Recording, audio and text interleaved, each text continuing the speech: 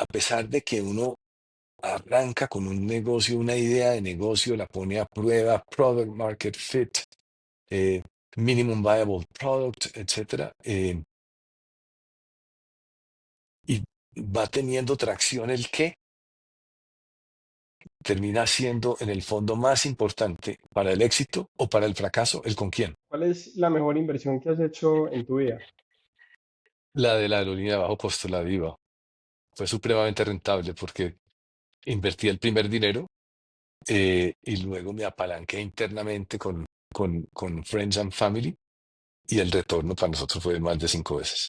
Y eso la llevó a la quiebra. En este momento está en proceso de reestructuración.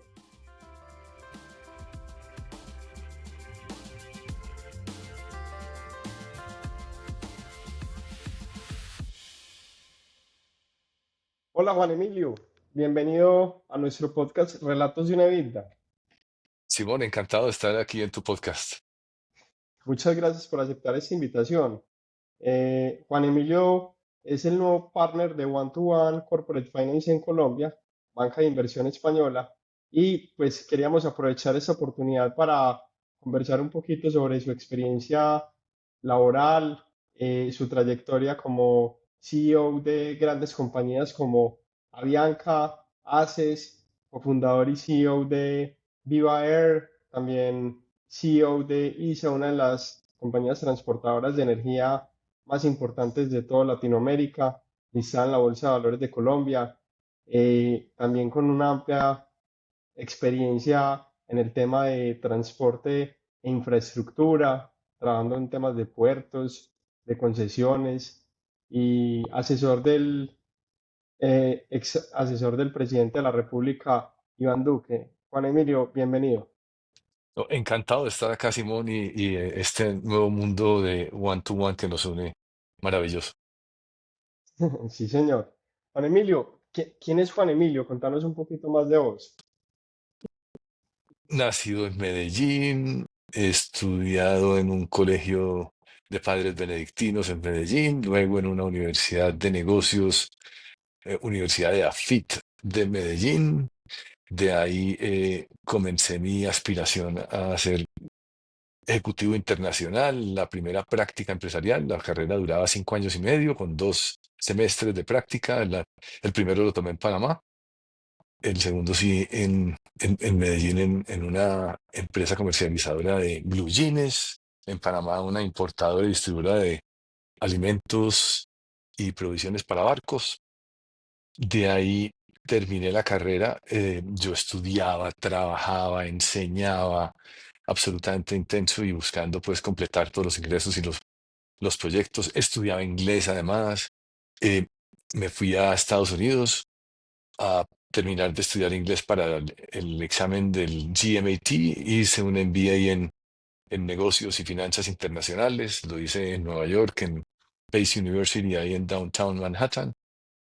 De ahí empecé a trabajar, me fue muy bien en el MBA, me encantó la parte de finanzas internacionales, derecho financiero internacional también. Empecé a trabajar en un banco en Nueva York. El banco cafetero tenía una filial en Nueva York que recientemente habían abierto. Empecé a trabajar con ellos.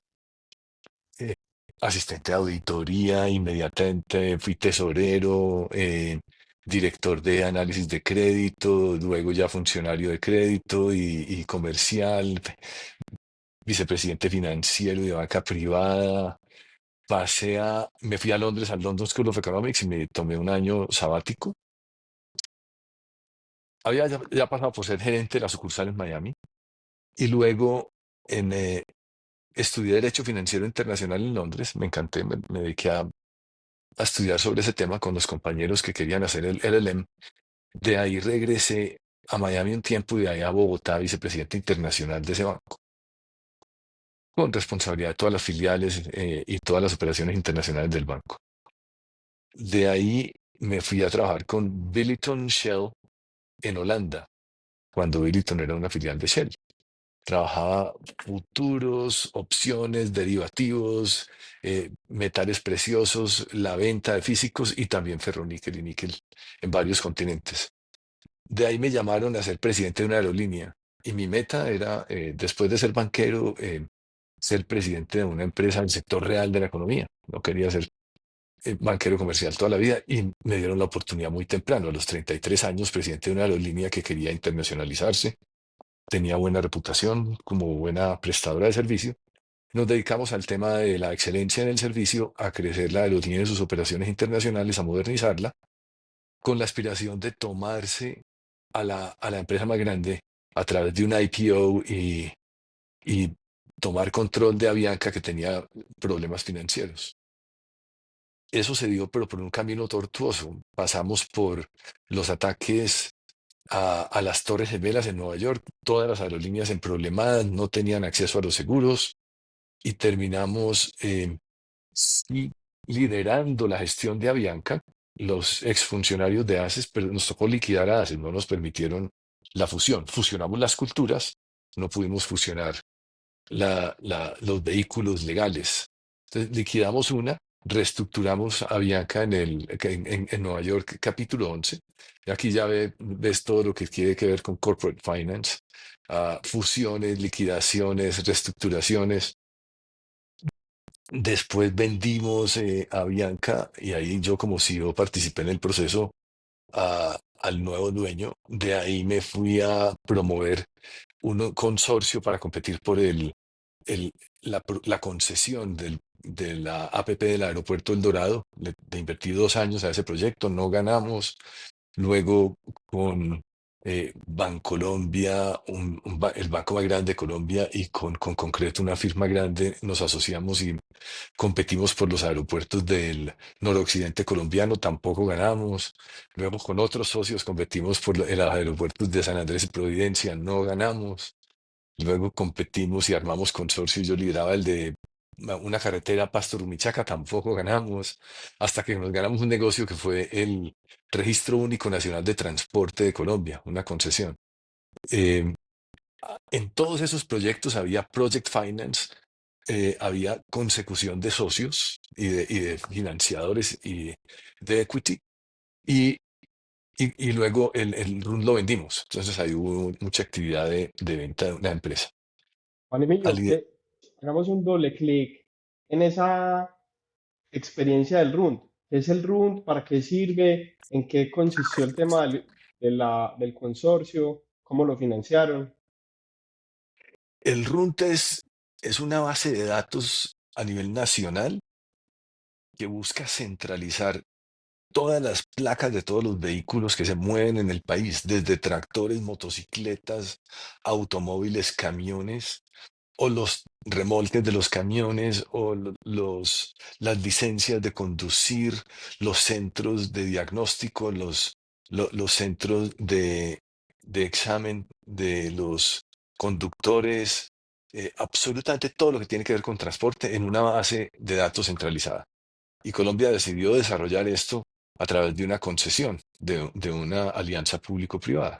Establecimos un consorcio entre empresas que tenían fábrica de software, telecomunicaciones, eh, financiadores, y, y cumpliendo todos los requisitos, pues participamos en la licitación, un trabajo bastante duro, ganamos la licitación, empezamos a estructurar todo esto con los socios técnicos y aparecieron unos inversionistas que no habían ganado, habían quedado de segundos en la licitación y querían quedarse con el negocio. Negociamos, les vendimos antes de empezar a implementar el proyecto.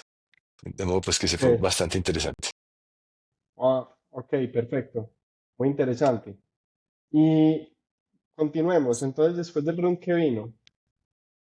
Después del RUNT estuve en varias experiencias de emprendimientos, como muy innovativos en general, y terminé en algunas juntas directivas.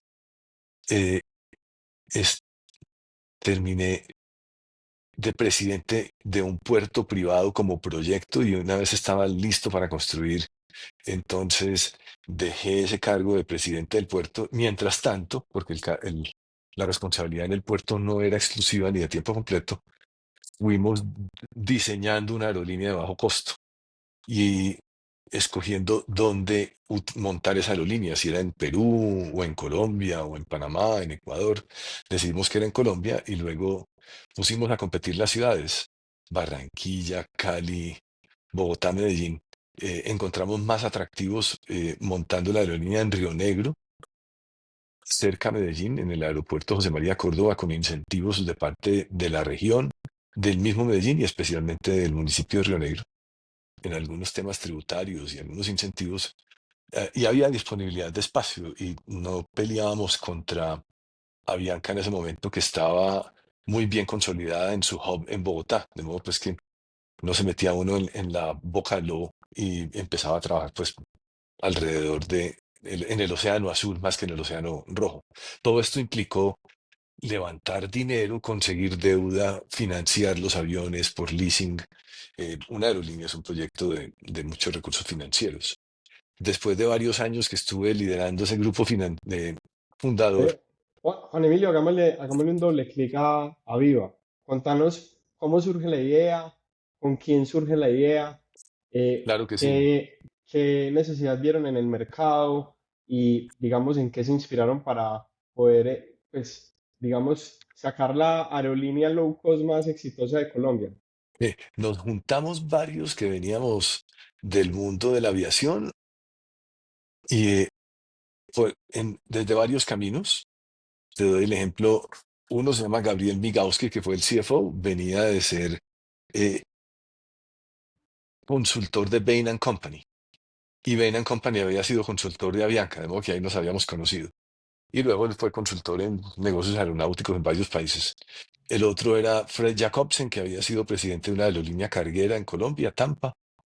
El otro era William Shaw, que había sido gerente comercial de British Airways en, en Colombia y había trabajado también en British Airways en otro país, creo que en México, y se había establecido en Colombia. William y Gabriel es brasilero, estaban haciendo el MBA en Stanford y los dos estaban trabajando en un proyecto de una aerolínea de bajo costo. Yo venía pensando en un proyecto de una aerolínea de bajo costo y finalmente, ya cuando estábamos los tres, invitamos a Fred Jacobsen que se uniera al grupo. Eh, Terminamos por la idea de una aerolínea de bajo costo. La investigación nos daba que las aerolíneas de bajo costo estimulaban el mercado, que la elasticidad precio de la demanda en aviación era de más de dos veces, o sea, era absurdo. El crecimiento era más de dos veces lo que uno podía lograr. Era por ahí dos y medio veces el crecimiento del Producto Interno Bruto si uno cobraba tarifas baratas. Y que la elasticidad precio de la demanda era evidente, y lo habíamos visto en Brasil y en México, que el tercer mercado grande de América Latina listo para una aerolínea de bajo costo, que todavía no tenía aerolínea de bajo costo, era Colombia. De modo que con esos análisis de elasticidad montamos en bus, unos se fueron a Cartagena en bus, otros a Barranquilla, otros fuimos a Bucaramanga, investigamos, hablamos con compañías de buses, hablamos con 87 inversionistas potenciales y terminamos utilizando un vehículo en el que había unos inversionistas pequeños con un 25% y luego tres inversionistas grandes, cada uno con el 25%. El Grupo Bolívar da Vivienda de Colombia, el Grupo IAMSA de Transporte Terrestre, que también tenía una inversión en Viva Aerobús en México, hoy en día son los dueños de Viva Aerobús, y una empresa de un señor Declan Ryan, hijo del fundador de Ryanair, y él en su empresa había también participado en un par de aerolíneas de bajo costo, incluido la de México y otra en Asia. Eh, entonces, entre esos cuatro grupos formamos Viva, arrancamos muy bien, luego nosotros los, los demás le vendimos a Ryan, a Declan Ryan, y él ya se dedicó a crecer la empresa y le tocó la pandemia, le tocaron los altos niveles de endeudamiento, aspiraciones de crecimiento muy por encima de lo que la pandemia le permitió, y la aerolínea estaba siendo adquirida por Avianca en ese momento. Creo que en este momento es parte del grupo Avianca, Abra, Gol, Sky, y y liquidaron Viva en todo ese proceso. Uy. Y Juan Emilio, y contanos un poco más cómo fue el proceso de levantamiento de capital. ¿Cómo identificaron esos 87 inversionistas? ¿Cómo fue el proceso de presentarles la oportunidad de inversión? El proceso de negociación. Tal vez una lección para personas que estén levantando capital para algún emprendimiento es que bueno, tuvimos un banco de inversión que era MBA Lazard, pero los principales protagonistas en un proceso de levantamiento de dinero para una empresa nueva son los fundadores. Definitivamente, el banco te lleva, te, te acompaña en la metodología, te exige unas presentaciones muy claras, muy contundentes, te prepara para las preguntas. Pero la mayoría de los targets inversionistas los conseguíamos nosotros, el banco nos apoyaba. Y además no teníamos mucha plata para pagarle al banco, entonces el contrato con el banco no era un contrato muy profundo. Eh, y la lección es, no importa que te digan que no, siempre debes salir de la reunión con dos preguntas y sus respuestas. Y una es, deme retroalimentación, qué le gustó de la presentación, qué no le gustó, qué le falta a la presentación, y deme por lo menos el nombre de dos personas a las cuales yo deba llamar y póngame en contacto con por lo menos otras dos personas. De modo que a uno nunca se le acabe el pipeline de visitas a posibles inversionistas. Así es, así es. Súper, súper bacano. Y el proceso de venta fue una negociación entre socios. Tenían derecho de preferencia, te hicieron una oferta. Había un derecho de preferencia. Uno de los socios quería quedarse con la aerolínea y los otros tres decidimos que le vendíamos. Y la forma como se llegó al precio fue lo que en Colombia llamamos un bollobán. Usted pone el precio, nosotros decidimos si le compramos o no. Puso un precio, le dijimos que le comprábamos. Y dijo, no, no, no, yo más bien le subo el precio. Dijo, le compramos. No, no, no, yo más bien subo el precio, porque él quería quedarse con la aerolínea hasta que llegamos a un precio en el que él terminó comprando y los demás quedamos tranquilos vendiendo. Juan Emilio, esos inversionistas externos que pusieron capital, qué retorno sobre la inversión obtuvieron en términos porcentuales o en términos de veces? En, ¿Qué tan en interesante fue eso? el tiempo promedio de su inversión fueron 4 años y se ganaron entre 2.8 y 3.5 veces la inversión. Ajá, súper interesante, Les fue muy bien, espectacular. les fue muy bien. Sí. Qué bien. Y digamos, esos inversionistas pusieron el equity, ¿cómo levantaron la deuda o cómo hicieron para poder financiar? Porque muchos de estos aviones generalmente se financian con temas de leasings internacionales y ese tipo de Entonces, cosas. la flota de aviones se financió con leasing. eh, una buena parte del capital de trabajo con los tiquetes aéreos. Tú le vendes a los clientes tiquetes que todavía no han volado, de modo que ahí te genera un capital de trabajo eh, a través de un pasivo corriente. Y teníamos unas pequeñas líneas de crédito de bancos que fueron consolidándose en la medida en que fuimos demostrando la capacidad de servicio a la deuda. Pero la principal fuente de financiamiento eran los dueños de los aviones y el alquiler de los aviones. Desde el punto de vista financiero, o una muy poderosa, eran los mismos clientes con las preventas. Ok, ok, perfecto. Y si quieres pasemos al capítulo de Avianca. Perfecto. Entonces, tú trabajas en ACES, posteriormente te pasas para Avianca, o cómo fue todo ese proceso de transición y de liquidar a ACES, de reestructurar Avianca.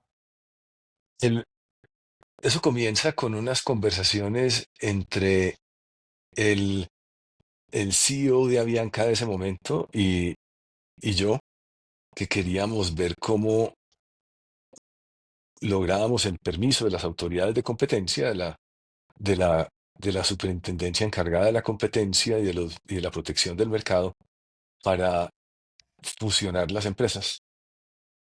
Y luego este presidente cambió, llegó otro, Avianca tenía problemas financieros, Avianca tenía problemas financieros, em, y ACES venía creciendo, venía quitándole mercado a Avianca, siendo una aerolínea que vendía en ese momento 200 millones de dólares, Avianca vendía más o menos 1 billón de dólares. Y esto era 2000, 2001, 2001.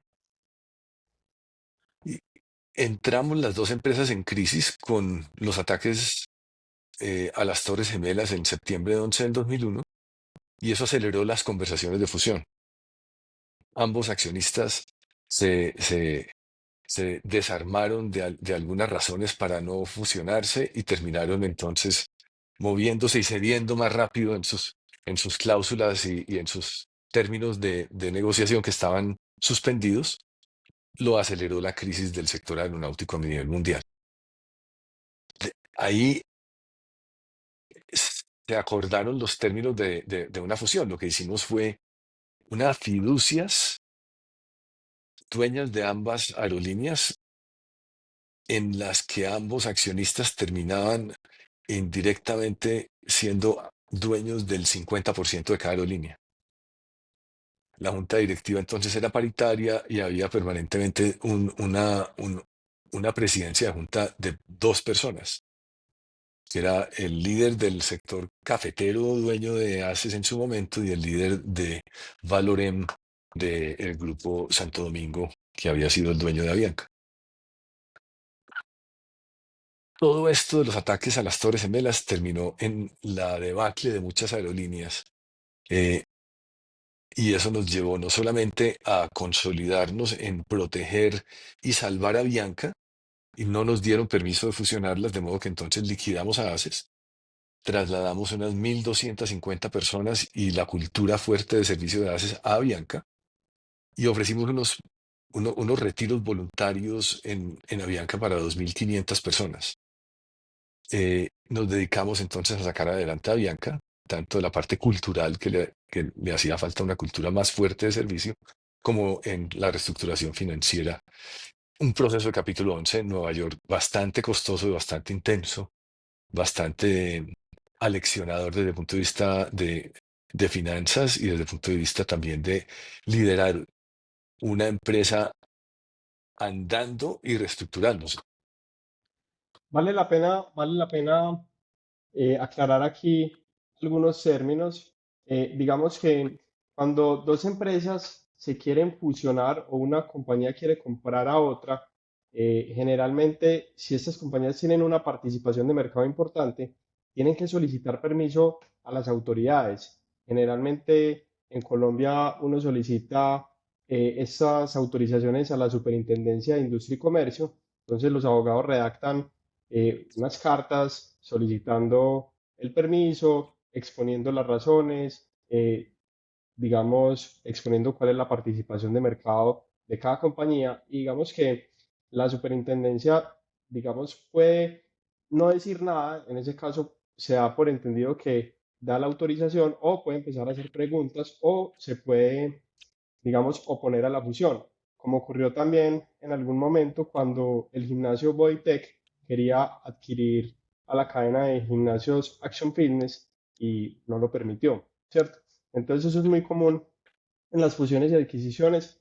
En este momento hay una aerolínea que me gusta mucho, que es low cost de Estados Unidos, que también está en un proceso complicado, que se llama Spirit Airlines, y esa compañía trató de ser adquirida por otra y tampoco se lo permitieron durante la administración Biden, y eso la llevó a la quiebra. En este momento está en proceso de reestructuración. Aquí otro tema importante es el tema del Chapter 11. El Chapter 11 es como nuestra ley 1116 de reestructuración empresarial. Generalmente, estas leyes de reestructuración lo que hacen es que ponen en hold, paran a todos los proveedores y a los bancos para que le den cierto periodo de reestructuración o de gracia a la compañía que les debe dinero y se hace un plan de pagos estructurado. Entonces, digamos que eso le permite a las compañías respirar, reinventarse, reorganizarse y cuando ya empiezan, digamos, a recuperarse, pues le pagan a esos acreedores. Entonces, ese Chapter 11 fue lo que salvó a Bianca en su momento. Estados Unidos tiene una de las leyes de reestructuración de empresas más sofisticadas del mundo y ese fue el proceso que ustedes llevaron a cabo. Así es, y ahí te agrego algo interesante, y es que, eh, ¿por qué logramos como aerolínea colombiana eh, tener acceso a la protección concursal del Distrito Sur de Manhattan, que es el más sofisticado y el más apetecido para procesos de reestructuración? Costoso, pero muy eficiente, porque teníamos muchos negocios en Estados Unidos y, y logramos esa protección concursal, porque si no la lográbamos, cualquier avión que aterrizara en Miami, por ejemplo, pues de pronto le echaban mano las autoridades por orden de algún juez que estaba recuperando deuda. Y compramos la paciencia de las autoridades colombianas, de la Superintendencia de Transporte, que era la encargada de vigilarnos, de la Aeronáutica Civil y de todos los acreedores colombianos, sin meternos a 11-16 simultáneamente en Colombia. Y eso fue muy afortunado. Eso requirió mucha confianza, de merecernos la confianza de los acreedores y las autoridades colombianas, un proceso de información generosa, oportuna y abundante a los stakeholders colombianos para que tuvieran paciencia y esperaran a que el proceso concursal fuera únicamente el de Nueva York. Y lo otro importante de estos procesos concursales es que en la medida en que tus acreedores tienen que sacrificar una parte del préstamo, puesto que los acreedores están en una jerarquía de recaudo más alta que los accionistas quedan borrados. Eso es muy interesante. Si un acreedor tiene que llevarse una peluqueada, es porque el accionista quedó con cero. Lo que ocurre es que quien preste plata en el proceso de salvamento es un acreedor privilegiado, y quien ponga dinero en el proceso de salvamento es el nuevo dueño de la aerolínea, que es Eso, el sponsor, y es el nuevo dueño. Y todo eso ocurrió. qué bien, qué bien. Ya posteriormente a eso fue la adquisición de parte de Germán Efromovich o fue durante ese El, proceso, el ¿cómo cu- fue? Cuando terminamos el proceso de capítulo 11 y superamos las dificultades y el juez nos dio la partida de libertad se llama emergence, o sea, emerger del proceso de capítulo 11. Ahí entró un dinero de Germán Efromovich y se quedó con el control de la aerolínea. Ok, ok, interesante. Yo me Uno de los quedé 6 meses negocios, más. uno de los negocios más arriesgados y rentables que hay es reestructurar compañías en crisis financiera. Absolutamente, absolutamente. Es un trabajo muy intenso, y hay gente especializada en invertir en ello, pero si se tiene la experiencia, termina siendo muy rentable. Distressed assets.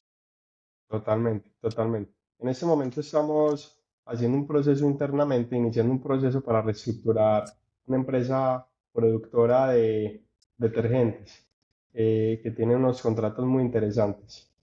Y eso es lo que vamos a hacer con algunos inversionistas, levantar capital para ponerla a funcionar nuevamente. Buenísimo. Eh, Éxitos con ese sí, proyecto. sí, señor, sí, señor. Eh, Juan Emilio, y posteriormente terminaste trabajando en ISA y asesorando al presidente de la República. Contanos un poquito más sobre eso. Entonces salí de Avianca, estuve en los temas de infraestructura, aeropuertos, puertos, carreteras. Me dediqué a la aerolínea de bajo costo. Al terminar en la aerolínea de bajo costo, volví al mundo de los emprendimientos, eh, executive chairman, presidente ejecutivo de junta de los emprendimientos donde yo invertía unos que yo quería apoyar, startups, y ahí aparecieron oportunidades a través del presidente Duque, y es ser miembro de la junta directiva de Ecopetrol. Estuve en la junta directiva de Ecopetrol como 3 años, y mientras estaba en esa junta directiva, yo había estado en la de Avianca recientemente, había estado en la de Odinsa, una empresa del grupo Argos, una empresa de infraestructura, también muy involucrado en procesos, en negocios de M&A, a través de Odinsa, apoyando el comité de negocios a través de la junta directiva. Y Avianca preparando otro capítulo 11, un segundo capítulo 11. Eh, y estando con el presidente Duque me dice, mire, yo necesito reemplazar a mi asesor de cabecera en unos asuntos especiales de coordinación de ministerios, en algunos asuntos claves y relaciones de alto nivel con el sector privado y los conglomerados, las grandes organizaciones.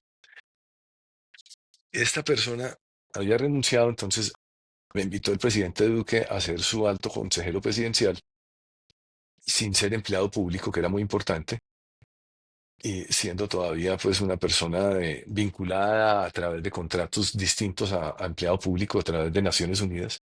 Y lo acompañé 2 años y medio. Lo que no sabíamos es que nos iba a tocar la pandemia.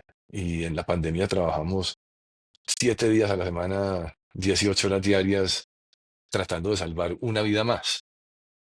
¿Cierto? Hay mucho trabajo con China, con todos los países, buscando los famosos respiradores, ayudando a buscar vacunas, equipos, coordinando la acción al interior del gobierno, comunicando con las empresas, con los empleadores, todo el PAEF, que fue un programa de ayuda a la nómina por parte de las empresas, una actividad de mucho apoyo al sector productivo y de mucho apoyo también a la gestión internacional de la pandemia.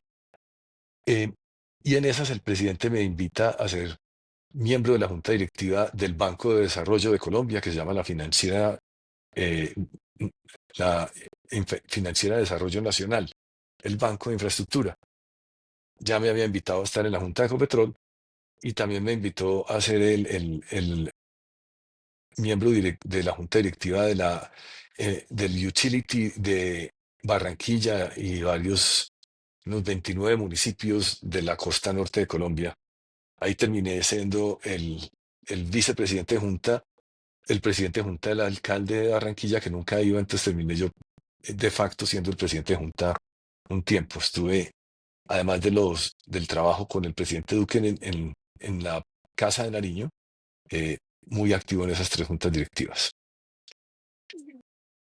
Y de ahí entonces apareció que renunció el presidente de ISA a través de un proceso de adquisición del control de ISA por parte de Ecopetrol. Yo estaba en ese comité de negocios de Ecopetrol, muy activo en el proceso de money de la adquisición del control de ISA, y me pregunta el presidente de Ecopetrol, siendo miembro yo de la Junta de Ecopetrol, que si yo quería ser candidato a la presidencia de ISA, y empecé a participar en esa competencia por la presidencia de ISA, que duró 8 meses de entrevistas y de exámenes y de análisis, etcétera. Entonces, eso me llevó a la presidencia de ISA.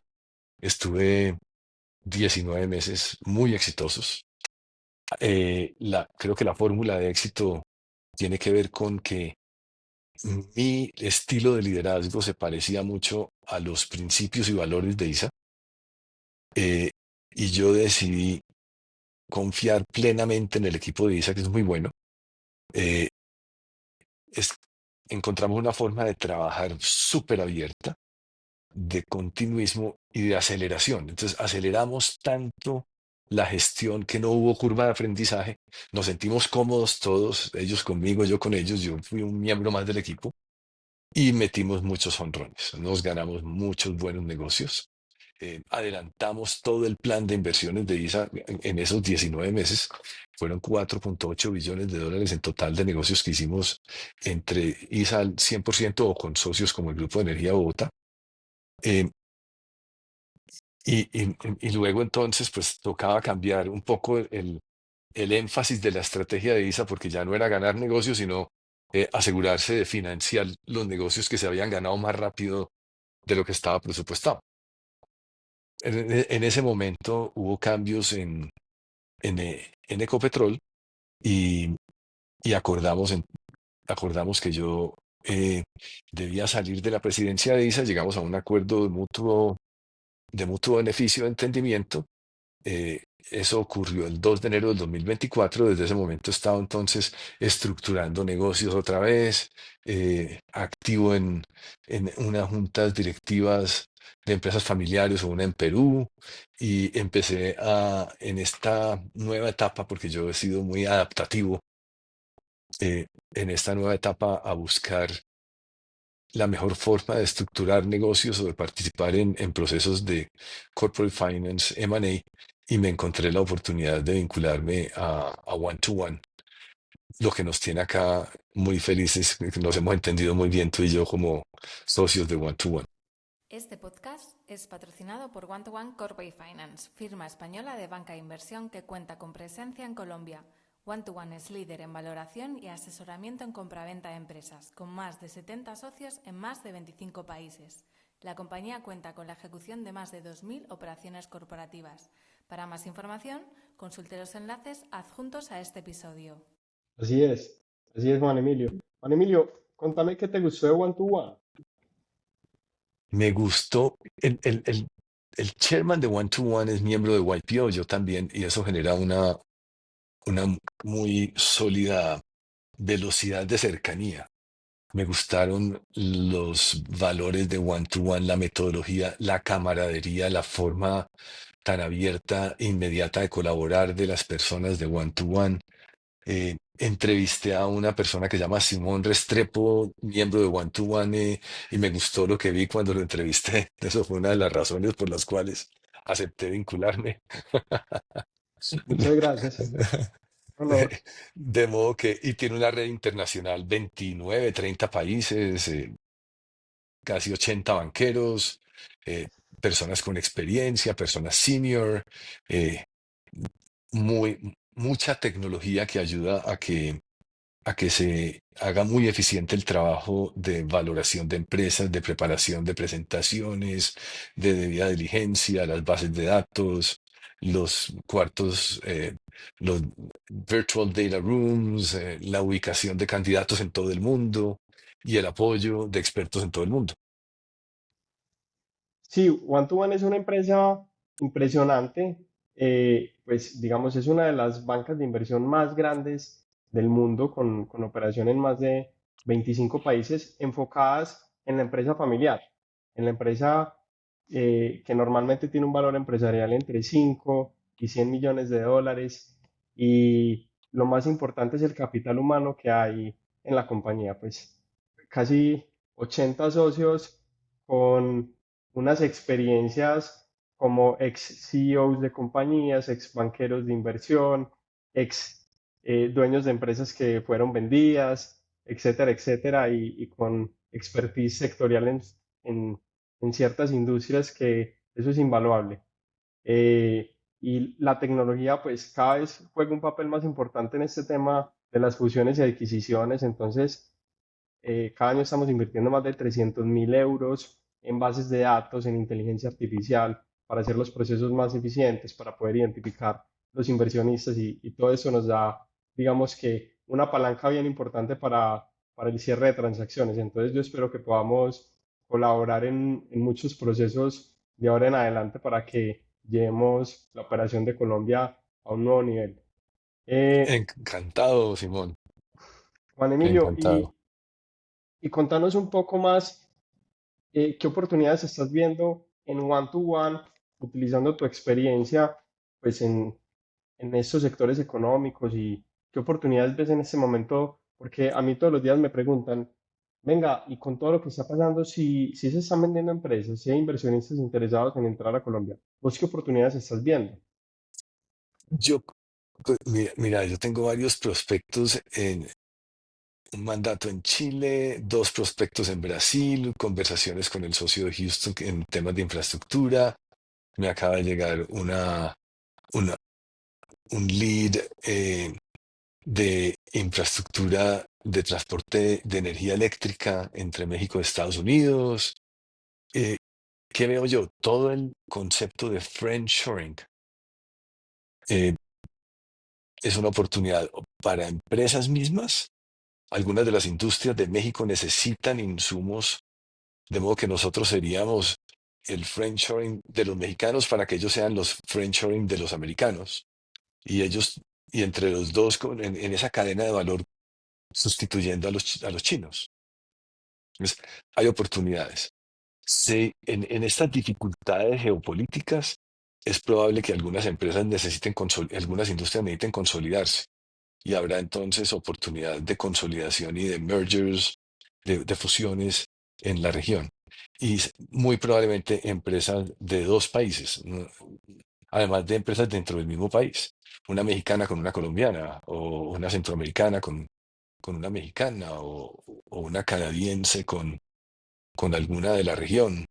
Todo esto, si te refieres a todo esta revolcón que está ocurriendo con Estados Unidos, s- desde el punto de vista de fusiones, adquisiciones, financiación de oportunidades, solución de problemas, creo que hay muchas oportunidades de actividad en el mundo de la banca de inversión. Total, total.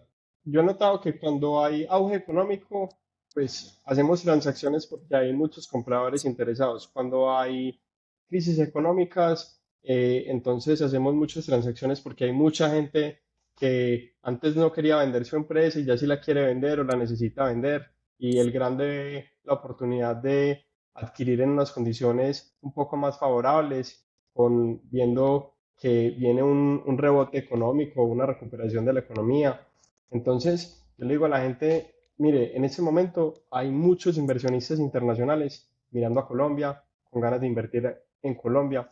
Digamos, ahí lo que cambia un poco es que generalmente están buscando transacciones grandes. O sea, las empresas tan pequeñas no les son tan atractivas, están buscando más empresas medianas a grandes y ahí es donde se está moviendo más el mercado con inversionistas internacionales. Bueno, pues en Juan tenemos la capacidad de atender el mercado mediano. Así es, totalmente, Sí. totalmente. Juan Emilio, ¿cuál es la mejor inversión que has hecho en tu vida? La de la aerolínea de bajo costo, la Viva, fue supremamente rentable porque invertí el primer dinero, y luego me apalanqué internamente con Friends and Family, y el retorno para nosotros fue de más de 5 veces. Espectacular, espectacular. Yo creo que a mí me encanta esa historia, Juan Emilio, porque es que no sé, yo veo que los emprendedores colombianos versus los americanos, por ejemplo, generalmente tenemos una filosofía un poco diferente. Los colombianos muchas veces queremos ser los dueños del 100% de la compañía, pensamos que si la compañía está en venta es porque está en crisis o porque no está generando el suficiente retorno, mientras que los americanos muchas veces se empiezan compañías pensando, bueno, yo voy a levantar un capital con Family and Friends para llevar la empresa a este nivel, después voy a ir donde un fondo de capital privado que me inyecte recursos, después voy a salir a la bolsa, después voy a liquidar mi participación y digamos es como una forma de pensar en grande que yo creo que más emprendedores y dueños de empresas del sector real deberíamos adoptar. Y es, oiga, ¿cómo hacemos crecer nuestras empresas con capital de otras personas? No seamos el 100% dueños de nuestros negocios, sino que tengamos un porcentaje de una torta más grande y llevemos esta empresa a otro nivel. Y yo creo que ahí nos falta mucho por aprender de los americanos y eso fue lo que ustedes hicieron con Viva. Sí, y dos reflexiones ahí. Es uno, cómo el fundador retiene un porcentaje accionario el más alto posible, que no sea diluido muy rápidamente porque pierde el incentivo. Y los otros están invirtiendo mucho en el grupo fundador. Eh, y lo segundo es que des- a pesar de que uno arranca con un negocio, una idea de negocio, la pone a prueba, product market fit, eh, minimum viable product, etcétera, y va teniendo tracción el qué, termina siendo en el fondo más importante para el éxito o para el fracaso el con quién. Total. Cuando tienes un socio, además de bueno, con los mismos intereses, con los mismos objetivos, con los mismos principios, los mismos valores, los problemas que son inevitables se resuelven más fácil. Cuando no hay los mismos intereses o los mismos objetivos o los mismos valores, los problemas se agravan. Tal vez ese es mi principal, además de decir que cash is king en cualquier emprendimiento, termina, ese es el oxígeno. Cuando uno llega a la triada en urgencias, que primero le cuidan el oxígeno y después la sangre que es la parte de la sostenibilidad de la vida, ¿con quién? Así es, así es. Como dice un gran emprendedor paisa que hizo su carrera en Bogotá, creció su compañía, la vendió, una persona muy reconocida en el mercado, lo más importante no es a qué paseo me invitan, sino con quién me invitan. Exactamente. Así es. Muy Muy bien. bien. Juan Emilio, ¿cuál es algún libro que nos quieras recomendar? Algún libro que haya marcado un antes y un después en tu forma de pensar o de hacer las cosas.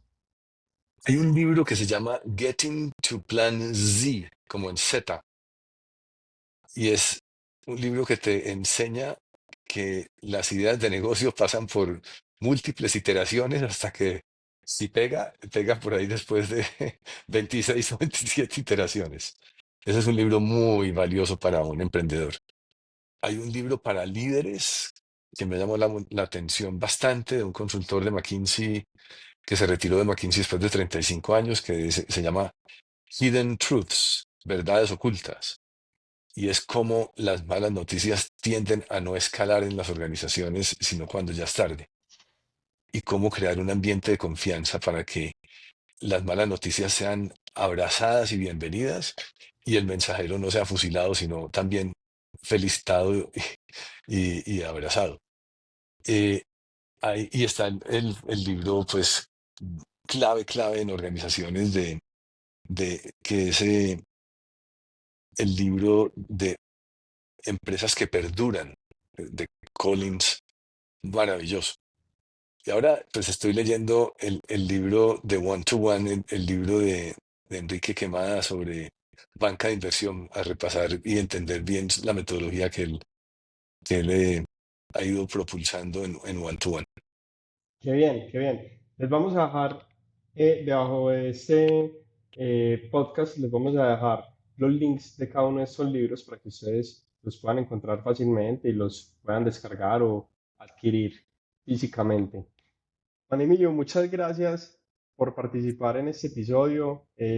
Pues tienes una lista innumerable de experiencias y yo creo que eso va para más episodios futuros. Bienvenido a nuestra organización. Esperamos colaborar contigo en muchos proyectos y a toda la audiencia le decimos si encontraron interesante este episodio, por favor, compartirlo. Muchas gracias. Encantado, como te decía Simón, ha sido una hora maravillosa.